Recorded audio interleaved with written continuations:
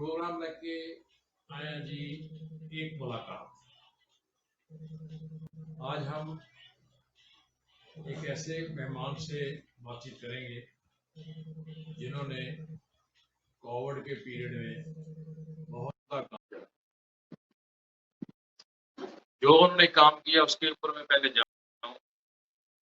मैं उनकी इंट्रोडक्शन करना चाहता हूँ। मिसेस कल्याणी, जो कि हिंदुस्तान के मध्य प्रदेश स्टेट के एक शहर उज्जैन, जो बड़ा फेमस शहर है, वहां से वो बिलोंग करती हैं। पहले वो 5 साल टोरंटो में रही। पेशे से वो हिंदुस्तान में एडवोकेट थी। बाद उसके वो बाद टोरंटो में आ गए। 5 साल यहाँ 5 साल यहाँ काम करने के बाद करने के बाद आजकल वो आजकल यूएसए में सेटल यूएसए है। में ठीक है भाई। यूएसए यूएसए में उन्होंने में घर में बैठे घर हुए में भी बैठे हुए हिंदुस्तान के लोगों हिंदुस्तान के के लिए लोगों के लिए बहुत ही बहुत कल्याणकारी कल्याणकारी कार्य किए। कार्य। पहले मैं पहले मैं उनके बारे में उनके ज़्यादा बारे में डिटेल में ज्यादा बताऊं। डिटेल में बताऊं। पहले स्वागत पहले करते स्वागत हैं करते हैं मैडम कल्याणी मैडम का। कल्याणी का। मैडम कल्याणी मैडम कल्याणी, नमस्कार। नमस्कार। मैं नमस्कार सर। सुभाष शर्मा अपना पंजाब से बोल रहा हूँ। बोल रहा हूँ। कैसे हैं? कैसे हैं? जी सर, बिल्कुल ठीक सर। आप कैसे हैं?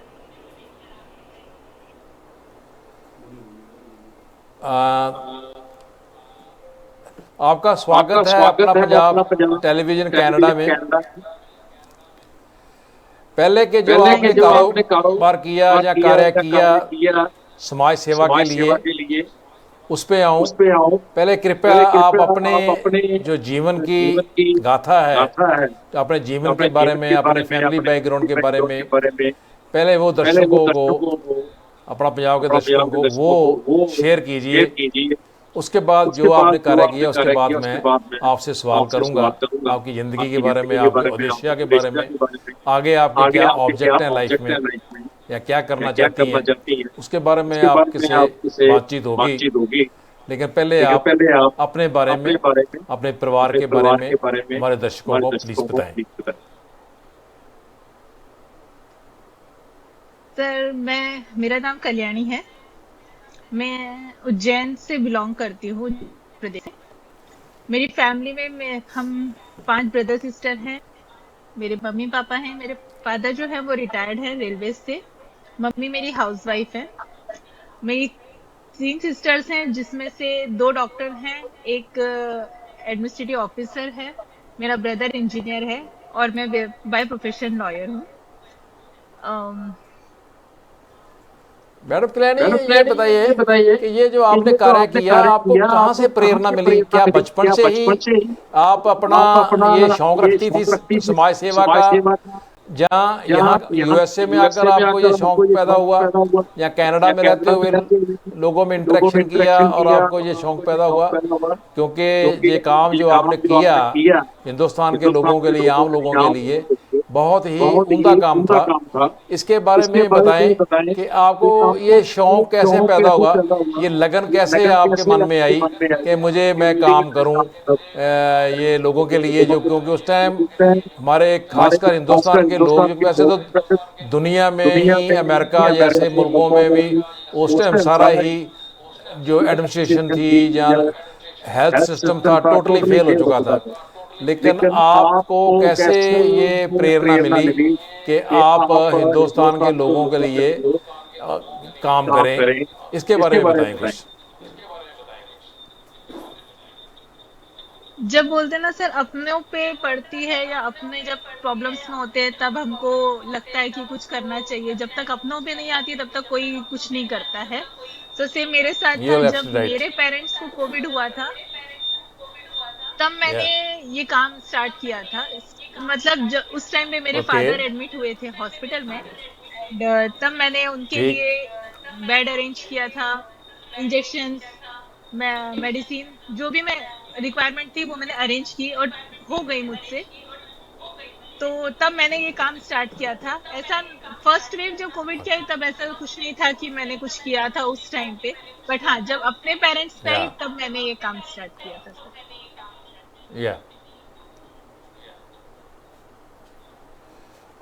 फिर आपने जो जो शुरू किया काम आपने, तो जो ये कितने लोगों को आपने ये काफ़ी पैसे भी खर्च हुए, क्या आपने एनजीओ को ही रजिस्टर कराई या इंडिविजुअल लेवल के ऊपर आपने ये लोगों को ये काम सेवा की या जो खर्चा किया आपने, इसके बारे में बताएं कुछ। सर मैं किसी एनजीओ से किसी ऑर्गेनाइजेशन से बिलोंग नहीं करती हूँ, ये सब मैंने पर्सनल लेवल पे ओके। किया था।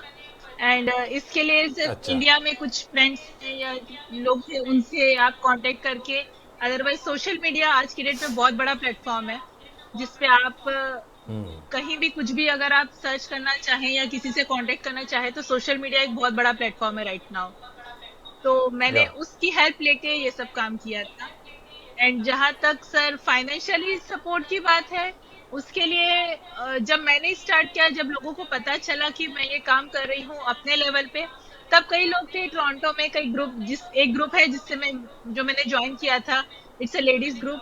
सो वहां से बहुत सारे लोगों ने कहा कि हमें नहीं पता कैसे करना है, बट या अगर तुम कर रही हो तो हम तुम्हें सपोर्ट करते हैं। वहां से सपोर्ट मिला। एंड कुछ इंडिया से लोगों ने सपोर्ट किया, ये सब करके हम लोगों ने ओवरऑल में ये काम कर पाई। ठीक। नहीं, ये आपने सिस्टम कैसे डेवलप किया, क्योंकि आप यहाँ यूएसए में थी और लोग इंडिया में थे, और जो सिस्टम जो डेवलप किया, जैसे वो इंडिया का एक एक्टर है सोनू सूद, सोनू सूद है मेरा ख्याल, तो जी सर। उसने भी काम किया, उसने कोई सिस्टम डेवलप किया, एक टीम मेकअप की उसने। तो आपने जैसे कि आपको कैसे पता चलता कि इस आदमी को ज़रूरत है या उसकी क्या असलियत है, कोई सिस्टम ऐसे आपने कोई टीम बनाई थी या क्या, इसके बारे में डिटेल में बताएं प्लीज़। सर मैंने कोई टीम नहीं बनाई थी। बेसिकली होता ये है कि सर मैं, जैसे हम लोग हमेशा व्हाट्सएप ग्रुप में, बहुत सारे ग्रुप्स में ऐड होते हैं, फेसबुक पे बहुत सारे ग्रुप्स में हम लोग ऐड हैं आज की डेट में। अब जब लोगों को वो आता था, रिक्वायरमेंट आती थी, सपोज कि किसी को इंजेक्शन की जरूरत है, किसी को मेडिसिन की जरूरत है, तो मैं खुद पर्सनली उनको कॉल करती थी कि आपकी रिक्वायरमेंट आई है एंड आपको किस चीज की जरूरत कहाँ पर है, फिर उनकी डिटेल्स मैं उनसे मंगवाती थी। मैं खुद उनके जो हॉस्पिटल्स थे वहां पर मैंने खुद कॉल किया, डॉक्टर्स को कंफर्म किया कि पेशेंट वहां पर है या नहीं है। उसके बाद अगर वहां ठीक। पर वो होता था, अगर मैं किसी को भेज सकती थी तो मैं उसे वहां पर भेजती थी, अदरवाइज जो भी उनकी रिक्वायरमेंट थी, चाहे उनको मेडिसिन चाहिए हो, मैं उन्हें मेडिसिन प्रोवाइड करवाती थी। ऐसा नहीं है मैंने किसी को पैसा डोनेट किया, बट हाँ मैंने उनकी रिक्वायरमेंट्स पूरी की है। नहीं, और रिक्वायरमेंट तो ठीक है आपने की, उनकी पूरी की, लेकिन रिक्वायरमेंट का पता कैसे चलता था, how you delivered that requirement to the person who was तो social, needed to the sir help. वही मैं बता रही हूँ आपको कि जैसे सोशल मीडिया पे किसी भी ग्रुप में अगर कोई मुझे मैसेज आया है, सपोज आप ओके। मेरे ग्रुप में किसी ने भी मैसेज किया है कि इस इंसान, मतलब मेरे पेरेंट्स को, मेरे फ्रेंड्स को, या इसे जो ऑलरेडी उनके नोन होते थे और मैं उनके साथ जुड़ी हुई हूँ, तो मैं पहले उनसे कंफर्म करती थी, फिर मैं उस पेशेंट के रिलेटिव्स जो भी हैं उनको पर्सनली कॉल करती थी। एंड फिर जो भी रिक्वायरमेंट्स उनको होती थी वो मैं चाहे मैं सोशल मीडिया से नंबर निकालूं या मैं किसी की हेल्प लेके वहां तक के जो भी मेडिसिन से रिलेटेड जो भी फार्मा के लोग होते थे, या ग्रोसरी के लिए, आजकल सर उस टाइम पे ऑनलाइन डिलीवरी हर जगह अवेलेबल थी, आज की डेट में भी हर जगह अवेलेबल है, उस टाइम भी हर जगह अवेलेबल थी। तो सिर्फ गूगल से नंबर निकाल के वहां तक मैं पहुंची हूँ।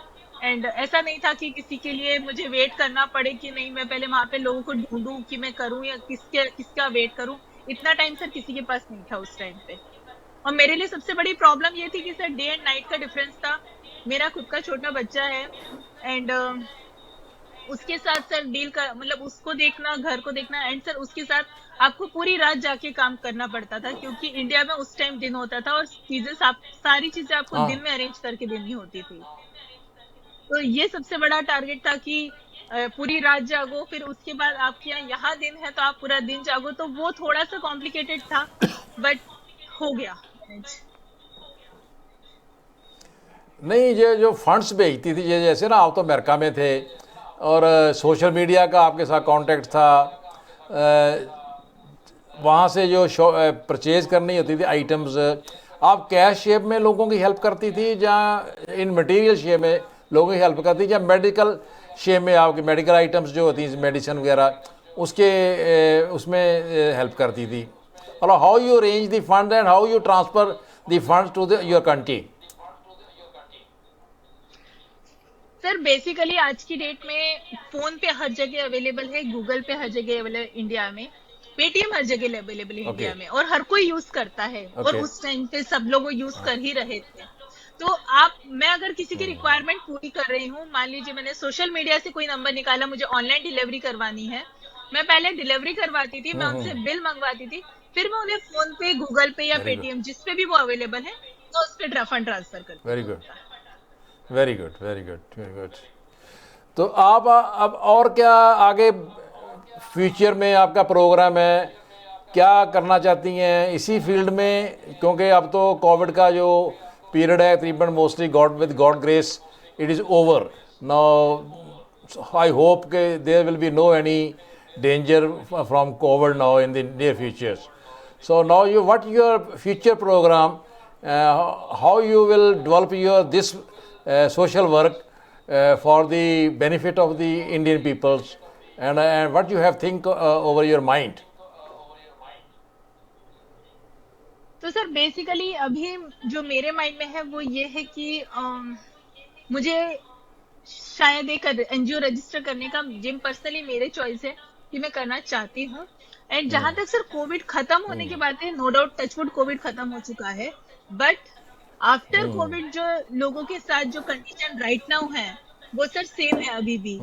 लोगों के घर में जो एक इंसान कमाने वाला था, कई लोगों के घर में से वही नहीं रहा है।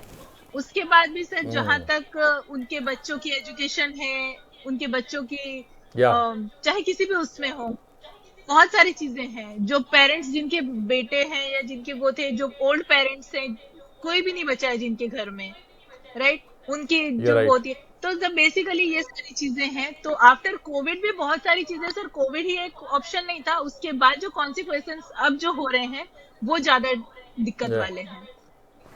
तो अब It मेरा means you वो are है कि adopting, एनजीओ।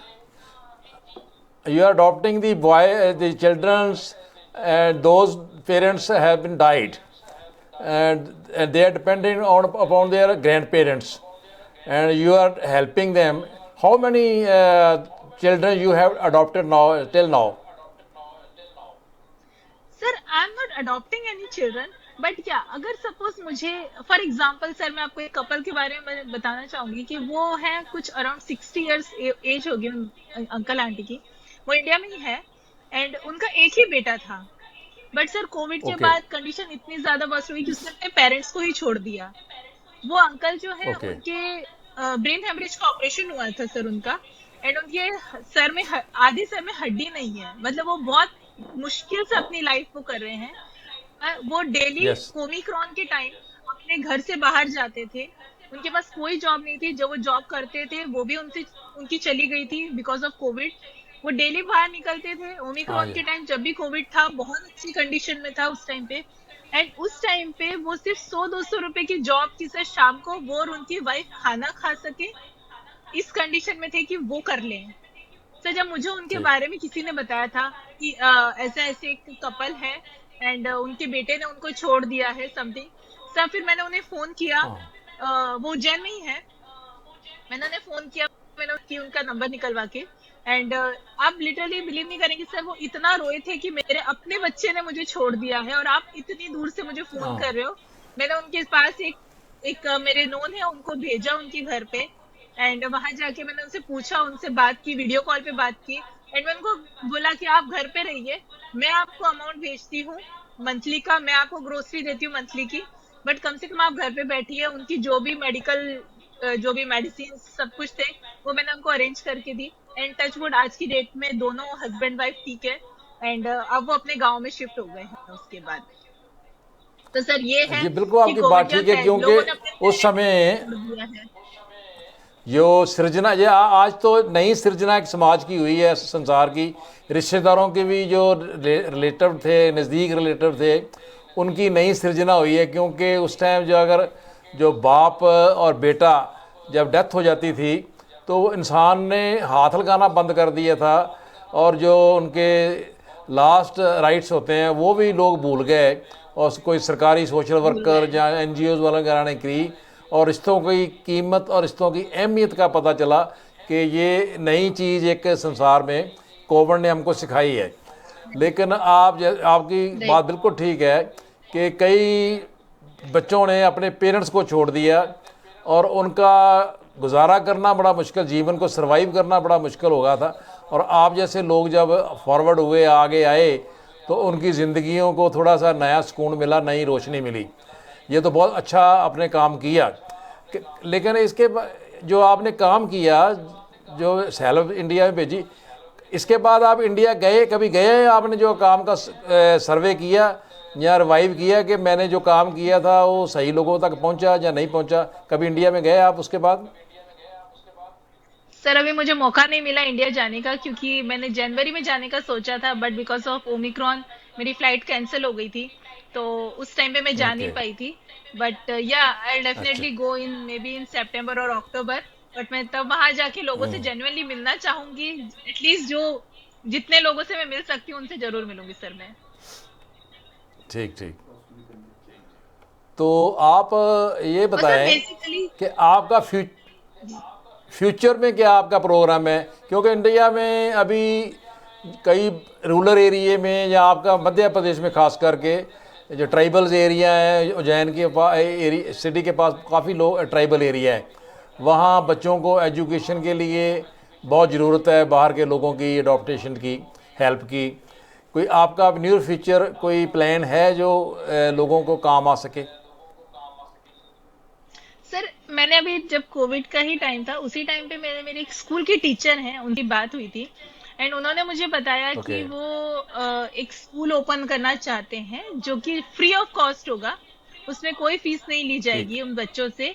वो minimum 5th to 8th class तक के लिए वो स्कूल होगा, हो सकता है 10th तक भी हो, ठीक है। बट 5th to 8th तक तो 100% होगा ही। एंड उसके लिए अब हम लोग ठीक है। कोशिश कर रहे हैं कि जल्दी से जल्दी वो स्कूल ओपन हो जाए, जिससे कि जो गरीब बच्चे हैं उनको एटलीस्ट गर्ल्स चाइल्ड, जो आज की डेट में मोस्ट इम्पोर्टेंट थिंग है सर, जो या लड़कियां हैं जिनको एजुकेशन के यू लिए आर कि राइट। पैसा नहीं है तो लड़कियों को नहीं पढ़ाया जाता है, एटलीस्ट गर्ल्स चाइल्ड के लिए फ्री ऑफ कॉस्ट वो स्कूल होगा, ताकि लड़कियां पढ़ ठीक। सकें, जो कि आज की डेट में मोस्ट इम्पोर्टेंट थिंग है सर। और सर बहुत जहां जरूरी तक लेडीज़ के लिए, अ, लड़कियों के लिए तो और सर एजुकेशन जहां बहुत तक ज़रूरी है आज मेरी के युग बात में। है कि एजुकेशन सर गर्ल्स के लिए बहुत जरूरी है सर। सबसे बड़ी चीज मैं आपको एक ही बात बोलती हूँ कि चाहे सर कोई कितना भी कुछ भी ले ले, कुछ भी खरीद ले, बट सर जब आप किसी के लिए जेन्युइनली कुछ करते हैं, सच में करते हैं, मुझे दुआएं देते हैं ना सर, वो सुन के आप बाद में आपको जितनी खुशी, मेंटल सेटिस्फेक्शन सर उनसे ज्यादा किसी चीज से नहीं मिल सकता। ये मैंने पर्सनली फील किया है कि चाहे आप कुछ भी ले ले, कितना भी महंगा हो, कितना भी कॉस्टली कुछ भी खरीद लो, पर जो मेंटल सेटिस्फेक्शन आपको किसी की कोई आपके दुआएं दे देता है ना सर, वो भी बहुत हो जाता है। ये पर्सनली मेरा पर्सनल एक्सपीरियंस है सर आज की डेट में, जो मैंने किया है। तो मैं चाहता हूं कि आप जो जो काम कर रही हैं, काम तो बहुत अच्छा है, आप इसको साइंटिफिकली और एनजीओ को रजिस्टर कराएं तो बेटर रहेगा। क्योंकि जो एनजीओ वगैरह होती हैं, और आप इंडिया में भी अच्छी टीम बनाने की कोशिश करें, क्योंकि एक हम लोगों को कंप्लेंट आती है बाहर वहाँ से कि जो भी हम पैसा भेजते हैं वो प्रॉपरली पॉजिटिव यूज़ के लिए नहीं होता, और हम लोग मेहनत का पैसा भेजते हैं, यहाँ से इनोसेंट लोग होते हैं, बिलीव कर लेते हैं, क्योंकि यहाँ का जो सिस्टम है सोसाइटी का, बिलीव करता है, ट्रस्ट पे चलता है, ट्रू जो सच्चाई होती है उसमें राइट। चलता है। लेकिन वहाँ कुछ लोग ऐसे हैं जिन्होंने अपना एक धंधा बना रखा है, जो लोगों को, हम बिल्कुल लोगों सही बात है। को रॉन्ग इन्फॉर्मेशन देते हैं, और लेकिन वो हेल्प ले लेते हैं, लेकिन वो जो हेल्प हम भेजते हैं वो सही जगह पे सही टारगेट पे नहीं पहुंचती। इसके बारे में आपको सचेत रहना पड़ेगा, क्योंकि ये काम तो जो आप कर रही हैं बहुत अच्छा काम कर रही हैं, हमारी दुआ भी है कि आप इस काम में सक्सेसफुल होएं। लेकिन आखिर में आप ये बताएं कि आपने कितने के लोगों को सपोर्ट की, हेल्प की, जो आपने जो कोविड के ड्यूरिंग पीरियड में काम किया था?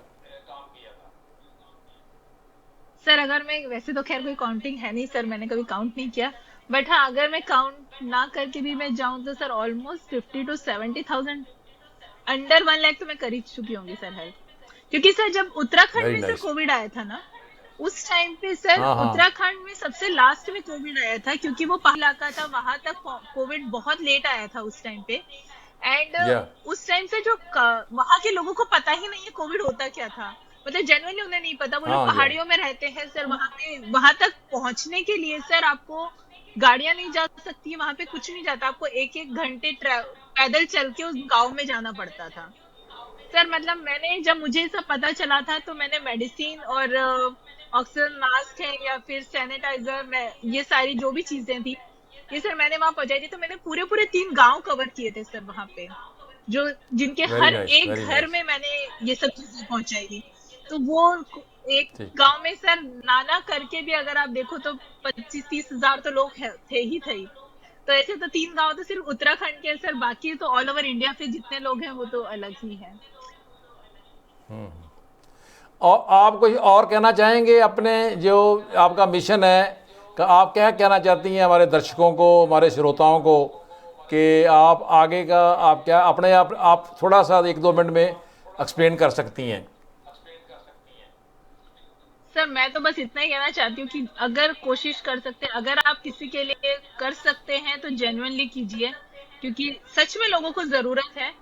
और आगे तो सर सबकी अपनी मर्जी है, ये पैसा सबके पास होता है, बट सर करने की इच्छा बहुत, या बोल सकते हैं कि सब लोग नहीं करते हैं, बट मैं सब बोलूंगी कि चाहे आप हजारों रुपए लाखों रुपए मत खर्च कीजिए, करो थोड़ा कीजिए, चाहे एक फैमिली का कीजिए, पर जेन्युइनली 1 मिनट आ रहा कीजिए। है। ठीक, कंटिन्यू कीजिए, प्लीज़ कंटिन्यू। Ji sir. तो बस मैं इतना ही कहना चाहूंगी कि आगे प्लीज़ अगर कंटिन्यू। आप लोग कर सकते हैं तो कीजिए। एंड आगे सर उनकी मर्जी है। और सच में बिलीव कि मतलब इससे ज्यादा अच्छा कुछ नहीं हो सकता जो कि ये चीज है। एक्चुअली आज इंटरनेट की प्रॉब्लम बहुत आ रही है, जी सर। तो अ, बहुत आपका शुक्रिया।